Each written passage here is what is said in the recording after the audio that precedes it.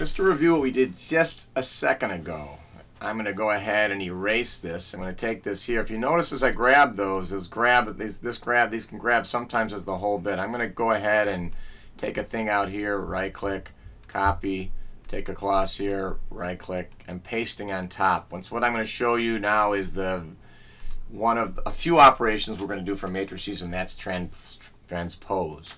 When you're doing matrix operations in Excel, you need to actually highlight all the cells that you want to target to before you start typing. And then you type your equals transpose or whatever you're going to do for your function. You open your parentheses, you come across all of what you want, you close your parentheses, and this last is the important part. You hold Shift, Control, hit an Enter, and you see now we have, whereas before we had our unit vectors stacked across, now we have them down like we're used to. If you think about this in our problem was going to be times T1 times T2 times T3 equals the opposite of our knowns, which is 0, 0, 10. 10, of course, it was down, so this is the opposite, it's plus 10. And this, of course, we know, we go ahead and we do a reverse row echelon format of taking all this, move this over here, and hit buddy in your calculators. But what is the actual matrix math we're doing? The actual matrix math we're doing, and we're going to see it right now, is we're actually multiplying both sides by the same number, that same number or that same matrix being the inverse of this matrix.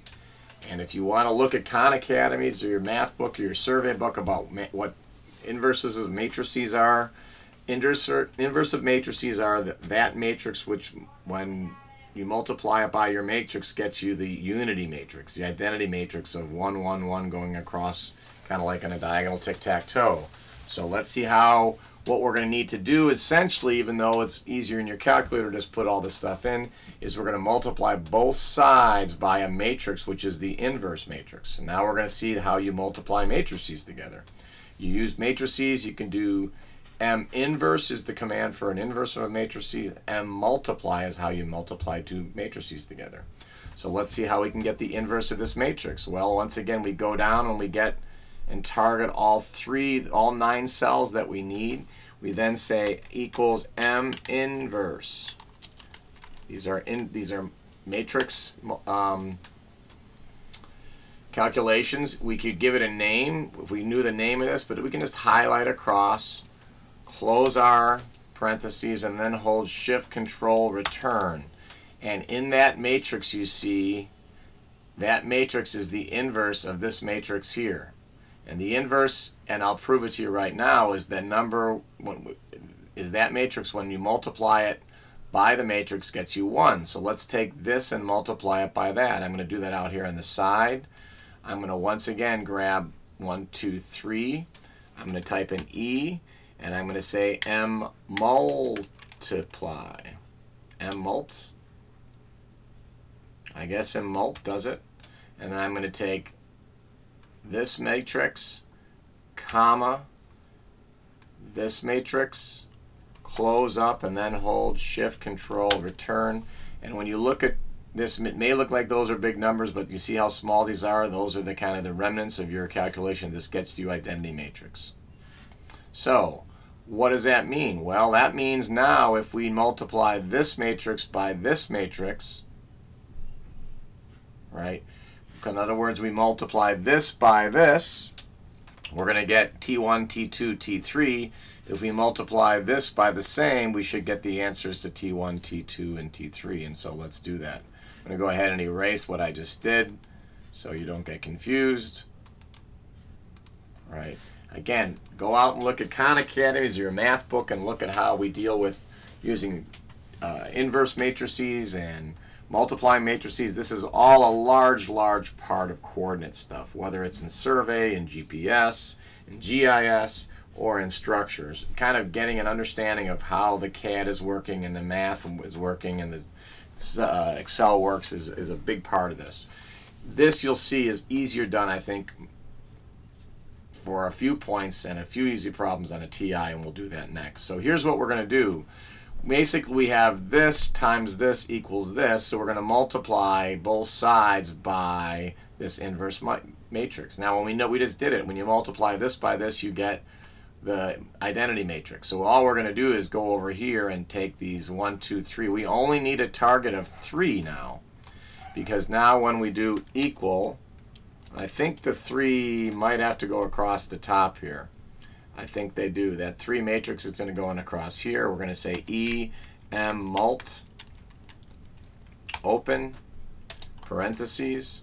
I'm going to grab this here, comma, what you're multiplying by, close, shift, control, enter, and you get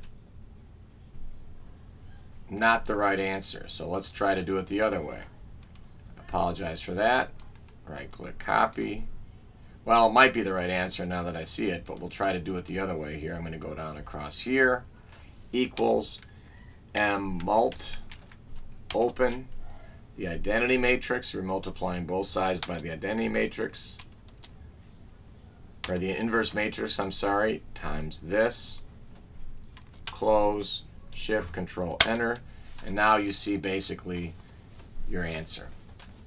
That in the end, your cable lengths would be 10.37, or your forces would be 10.36, 15.88, and 15.88, all in tension, of course. And when your final check on this is to actually take and draw it. Again, remember, concurrent force problems, one by themselves, do not have an inherent check. When you start doing a number of them in a structure, you do have an inherent check, because when you get out to the ends, your sum of the forces at your reaction should be something that you can calc based on what your original reactions were. So in this case, we saw that to multiply this matrix by this matrix, you actually had to stack it up this way. You got this answer. And so in this problem, the answer turned out to be a tension of 10.38 in the cable A, 15.88 in cable B, and 15.8 in cable C. Now, we will do that and then draft it finally for the last piece of this. This is showing you basically just trying to expose you to dig a little bit. Those of you who have been doing a lot in matrices, a lot in Excel, this really is this piece that anyone who's, and I have to admit I never really dug that much into it because I'm digging into other things, but that trick of shift, control, return makes it easy when you're doing your own. The tougher part is sometimes is to see where all your ranges and the named ranges are, etc. So we're going to end this at with a little early here, but with the knowledge of the fact that what we did here is we had the matrix, which was a stack of the unit lambdas describing the directions of our known cables, times the tensions, right, equaled this value. And what we did is we multiplied both sides by the inverse of the description matrix of the descriptions, and that gave us our solution, which was 0, 0, 0, 1, 0, 0, 0, 1, 0, 0, 0, 1 times that, which is T1, T2, T3, equals these values here. Thanks for listening. And hang on for the last one, which will be to put this in and look at some real basic calculations and punches in your calculator, which will make you really think that that's probably the preferred way to do this, and then checking in CAD. Thanks for listening.